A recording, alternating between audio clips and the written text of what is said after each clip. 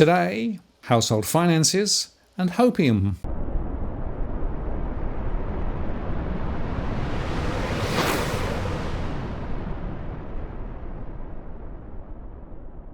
Hello there, it's Martin North from Digital Finance Analytics, World Latest Posts covering finance and property news. Today, I'm joined by Steve from Canstar. Hi, Steve. Great to have you back. Yeah, hi, Martin. It's great to be back. And look, there's so much to talk about, and everyone is worrying about the cost of living. Everything's going up. Interest rates are going higher. I guess the real question is household finances. How much pressure are people under, and what are the levers that they can pull? Yeah, look, it depends is the short answer. The problem is that a lot of people aren't affected by this at all. People who don't have debt are pretty good. I mean, obviously, the cost of living's gone up, but, they're not under that double pressure of interest rates higher and the cost of living. But people who have loans are under pressure. Now, a lot of those people have had their loans for 10 years, 20 years, and they've got the loan down. They've had plenty of time to get ahead with their loan. They've got balances available through redraw and offset accounts. They're way ahead with their repayments. They're not in any pressure at all, under any pressure at all, really. Sure, their monthly repayments gone up, but they can supplement it through those sources. So, it's one of those things in life that they'll deal with. And if they've been around for long enough, they've probably been through it before. However, anyone who borrowed in the year or 2 years prior to the Reserve Bank moving up, so leading up to April 2022, they're under massive, massive pressure. You wouldn't believe the pressure that some of those people will be under. Now, even that's a mixed group, because if they were trading up and had plenty of equity and a reasonably small loan, and they were well within their capacity to repay, well, they're still probably coping okay. But it's those who really put all of their money down. Every cent they could afford to borrow, they borrowed, bought the most expensive house they could afford. They're the ones that are in trouble because they are well into mortgage stress, which is a kind of technical measure. But their repayments are way above the 30% of gross income that is the rule of thumb for mortgage stress, to the point where some of them are up around 50% of gross income. Now, that's before tax and before your repayments. It's gross income. You take out tax and repayments, and you've probably only now got about 30% of your gross income available to live on. So that's a very stressful position for that group of people. Yeah, and it's just worth saying that I've just published my most recent mortgage stress. Now, of course, I define stress differently. I look at it in cash flow terms, so money in, money out, rather than a set percentage. But I absolutely agree with you. There are many people way over that 30% percentage. And in fact, 48% of households with a mortgage are stressed on my measure. That's 1.9 million households. That's a lot of people. And it is concentrated, as you quite rightly say, as those who borrowed relatively recently, first-time buyers, those who were encouraged by all the government stimulus and the government propaganda, frankly, to say buy, buy, buy. They are now up against it. And the point here, Steve, is this is only the first sort of iteration. We've still got more people leaving those low fixed rates and hitting higher rates. We expect the Reserve Bank to move rates up higher still. And so, this is not the peak, is it? This is going to continue to grind for quite some time. Yeah, to your second point first, the Reserve Bank is looking at inflation and saying inflation is not coming down enough. And there's nothing that will change next month or the month after to that. And the employment numbers that came out today actually say, well, look, unemployment has gone down, a whole lot of jobs have been created. So 12, 13 interest rate increases hasn't made much difference. The credit card numbers, the spending is up at record levels. So nothing has slowed down enough for the Reserve Bank. So I'm sure. I shouldn't say I'm sure. It's always a bad sign. But I'm sure they'll have to go again. And I reckon they'll have to go twice. One of the big banks agrees. The others are saying only once. But I think it's going to be twice. So that's going to really bump people into a very stressful situation. The people coming off that cliff of fixed rates, that's a terrifying prospect for them if they haven't used their time on the fixed rate wisely. The problem is that their repayments are going to more or less double overnight. They will go from a fixed rate of around 2 to 3%, and they'll be going into a variable rate now, 5 or 6% or something, and their repayments are going to double in one hit. So there's no kind of no preparation time if they haven't already prepared for it. So look, if you still do have time, if you've still got another 6 or 12 months, start getting ready now. Start putting away as much extra into your loan as you possibly can right now, so that when the time comes, you can use that as redraw or offset balances to help with the repayments. Because do not wait until the time comes. But there is a large group who are maturing from their fixed rates right now who are already facing this cliff. And I think it's also worth underscoring, Steve, that the forward view of rates has changed dramatically. So I know up until about 2 months ago, pretty much all of the banking analysts was sort of saying, well, don't worry, rates are going to come down quite quickly.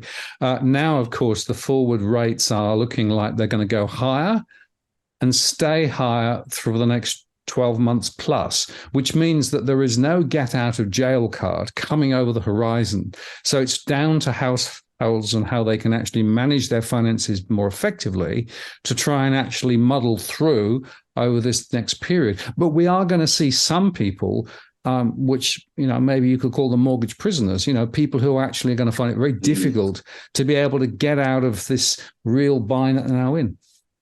Yeah. Well, just before I answer that, this is one up there for you and I, Martin, because you and I both said that rates were going to stay up for a long time. They weren't going to come down quickly. And we also said rates had there's more runway for rate increases. So we were right. Already there are people who are hostages in their mortgage because they're already in a point where they are stressed in their mortgage. They're over those levels where a bank would lend them now. If a lot of the people that I've described before were to come to a bank right now and say, look, I want this loan, this size loan I have today, the bank would say, well, there's no way. We'll lend you $200,000 less, but we're not going to lend you that much money. So they're already stuck because they won't be able to refinance into a lower loan. So they really are the absolute prisoners here. Now, and nor do they have the option of dragging redraw back in or drawing on their offset because they don't have it. They haven't had time to put away enough money. And finally, one of the solutions, which is a desperate one, but one of the solutions is that the bank might say, well, go on to interest only, or we'll extend the term of your loan. Well, extending the term of the loan isn't an option either because they've only had the loan for 2 years, so that doesn't work. And interest only, well, the bank's going to be uncomfortable about interest only because prices have come down as well. So they are stuck really, and they have to look at their budget because that's the only place where the answer is. But it's a real hard ask in front of them, and it might mean sort of downsizing your consumer footprint.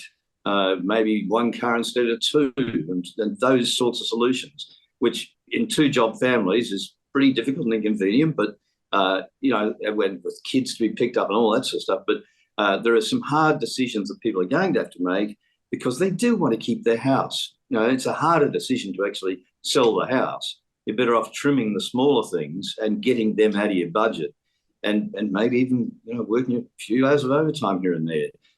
They're very difficult solutions, and I know when the Reserve Bank governor said work some overtime and cut some costs, he got into a lot of trouble. But he's right. That's what you've got to do. And I think he got into trouble because people are looking at it and saying, well, you caused the problem. But whereas you and I didn't. But nevertheless, he's right. And that is where the answer has to lie, because you must try to keep your house.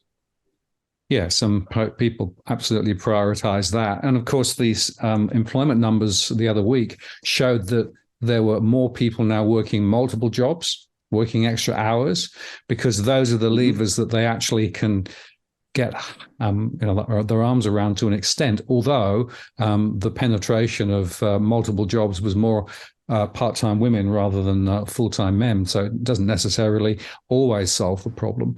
And the other temptation possibly is to try and reach for more credit.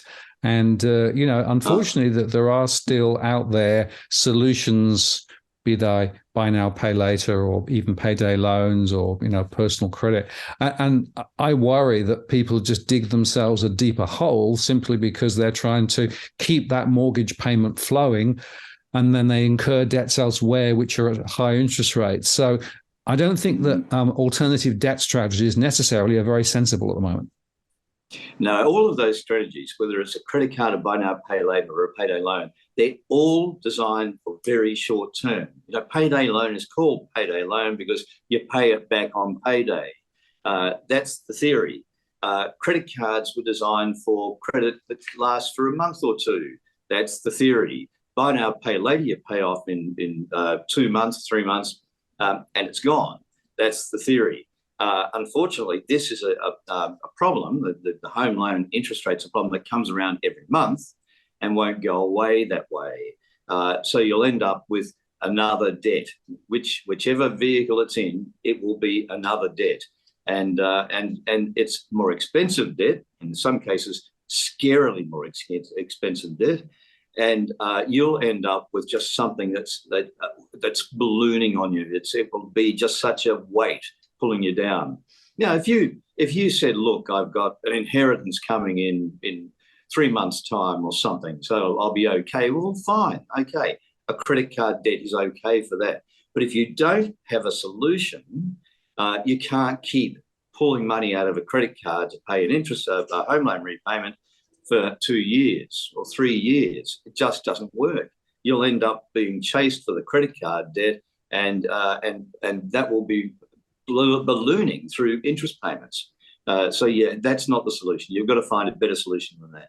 And it's really about spending patterns and, trying to tame them. I know it's difficult and tough and people don't want to do it, but it's probably the only method. Now, let's just move on quickly, because interest rates on mortgages at the moment are continuing to go the wrong way, aren't they? Yeah, they are. Yeah. And they will not stop. I'll talk about the projections of the big banks right now, I think, because the three of them are saying another 0.25, the other one's saying another 0.5. I agree with the 0.5, frankly, but they also were saying, look, by the end of next year, so 2024, now that's a familiar year because that's when we're supposed to be seeing our first interest rate increases, but by the end of 2024, they were saying 2 months or a month ago that we'd be starting to see interest rate cuts. But back then, they weren't expecting another couple of increases.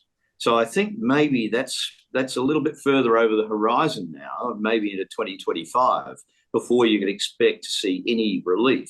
And even then, look, if we fall into recession, the Reserve Bank will probably have to reduce rates. So, it could be a lot sooner. But that's not really good news for everybody, because falling into recession means job losses too. So careful what you wish for, because that's really an awful outcome for the economy, and the pain for people in that situation is far worse than they've seen at the moment. So rates are going up. Repayments will go up again, I'm pretty sure. Just accept that that's there. Sooner or later, fixed rates might come into play again. Actually, it's interesting. Fixing at this stage doesn't normally work, but I've been playing around with the numbers a bit, and another 2 increases. Fixed rates don't normally move up at the same time as the Reserve Bank. So another couple of increases, if the fixed rates haven't gone up, people might say, all right, well, I'll put the savings in the bank and hope that I'm not on the wrong side of the ledger. But I think at this stage, you've got to really expect to be paying more in a few months' time. Yeah, and the uncertainty principle, I think, is in hand at the moment. Nobody quite knows how this is going to play out. Everyone has been under forecasting, other than you and me, that rates were not going to go up as much as they have been. It's going to go on for longer. So it's really, I guess, down to households and how they manage their finances to the best they can. And I have to say that general level of financial education in Australia is very varied. There are some people who really know what they're doing, but there are many that don't. And unfortunately, quite a few of the ones that don't are precisely the ones that are now caught in the pincer movement. But on the other hand, if you're a depositor, are deposit rates beginning to reflect some of these rate changes, or are they still dragging the chain? The normal thing in these cycles is that the Reserve Bank starts moving up, the loan rates go up first, the savings rates lag that, and savers don't get their fair share, but sooner or later the savings curve takes over. Now, the reason it happens is that there are a whole lot of lenders out there who are very reliant on the wholesale markets, and they say, well, all right, we've got to reduce that reliance and start attracting retail deposits, so deposits from households. So that's when they start going up and start paying more for those and competing for them. So, it normally does come back. Now, I would have said 2 months now, we were in that period of lagging, where the savings interest rates lagged behind the Reserve Bank increases and the home loan increases. It looked as if it was catching up 2 months ago. I looked at it again just the other day, and it's actually started to fall off again. Yeah. And with the announcements that the big banks made this month, one of them seems to have put up a number of savings rates. One or two of them haven't even really made any announcement of their savings rates at all. And the other one that has only put up one savings rate, not I think it was the bonus rate they put up, but not the regular savings account rate. So you look at it and you say, oh wow, this is the bad old days of 10 months ago again. So they're falling behind again. Some of the rates have gone up a lot better than others. I mean, bonus rates are going up, and they're still lagging by about 0.5%, but they're going up reasonably well. The promotional rates that the banks have on their savings accounts, they've been going up well, but you only get them if you're a new customer and you only have it for 3-4 months. And the one that hasn't gone up is the regular savings account, the base rate that their existing customers are earning. And that's gone up by about half of the amount that the Reserve Bank has gone up by. Now, that's outrageous, frankly. That's really rough. And that's your existing customers. Now, you'll give new customers a reasonable rate, but your existing customers are getting a lousy rate on that account. So people have to hunt around to get a better deal. And it's up to them to hunt around and get the sort of deal that says, well, I'm a new customer at a new bank and I get the intro rate. Or I've found a very good bonus account and I can meet the bonus conditions every month. So that's me. I'm a new customer. That's the way you've got to deal with it. And you've got to be prepared to leave your big bank that you've known for years and go to maybe a brand that you don't know that well. Yes, shopping around, you've got to take ownership of your own finances. You can't just rely on the bank to generously hand over rate rises. So that's why Canstar's databases are so critical, because you can see there the full range of different options, and you can switch. But you have to really read the small print with those bonus ones, because it's often not quite as attractive when you actually decode what they're really saying. Yeah, it's not. I mean, some of them. You don't get the bonus interest if you touch the money at all. If you withdraw any money at all, you don't get the bonus interest. Now, that's a bit rough. Others have some onerous conditions. Some make it easy, though. Provided you've got a salary credit that can go into a linked transaction account and you make 5 transactions, then you're fine. You get your bonus account interest. But you must get the bonus account interest, because the base interest, if you miss out on the bonus, is down to sort of 0.25 or something absurd. So you must get the bonus. Absolutely. Well, Steve, I really appreciate you spending time today, because it's a lot of very important conversations here. But I think the bottom line, as we keep saying, is you can't assume that there's a get out of jail card coming from the RBA. Rates are going to stay high for longer. If you're somebody who's struggling with mortgage stress or rental stress, you've got to look at your finances. You've got to look at your cash flow, but also make sure that you've got the best available rates that you can get, because you've got to take ownership of this issue. It ain't going to fix. on its own. And unfortunately, in my surveys, I still see a lot of people who just have a lot of hope-ium as the way things are going. Unfortunately, hope-ium ain't going to solve it. No, it won't. You've got to do it for yourself. You've summarised all of the things that I probably would have said on that. What I would say, though, is that time does cure all of this for most people. So you retain your job, you do well at work, you keep your full hours, and wage increases over a period of time, they compound too. So wage increases over a number of years will get you back in order. You'll start coping a lot more comfortably with your repayments. But meantime, you've got to make sure that you do all of those things. You get your spending in order, you get into the right accounts, et cetera, et cetera, et cetera. You do all of those things in the meantime, because if you don't do those things in the immediacy of this, you won't get to that long term where it becomes more comfortable. Yeah, absolutely. And that's worth, I think, saying that in real terms, most households have gone backwards for the last 12 years or so. So whilst wages have gone up, the cost of living have actually gone up more. So it is tough and tricky. Hopefully we'll see that reverse and we see real wages growth ahead, but not in the short term. Steve, I appreciate your time today. Thank you very much. We'll put some links and things to Canstar below, and I'll look forward to picking up with you in the next little while as this rather interesting journey continues. Oh, Martin, that's the old Chinese curse or Norwegian curse or whoever came up with it first. But yeah, it's interesting times is right. Yeah. Thanks, Martin. Appreciate it. See ya. Take care. Bye-bye. Cheers.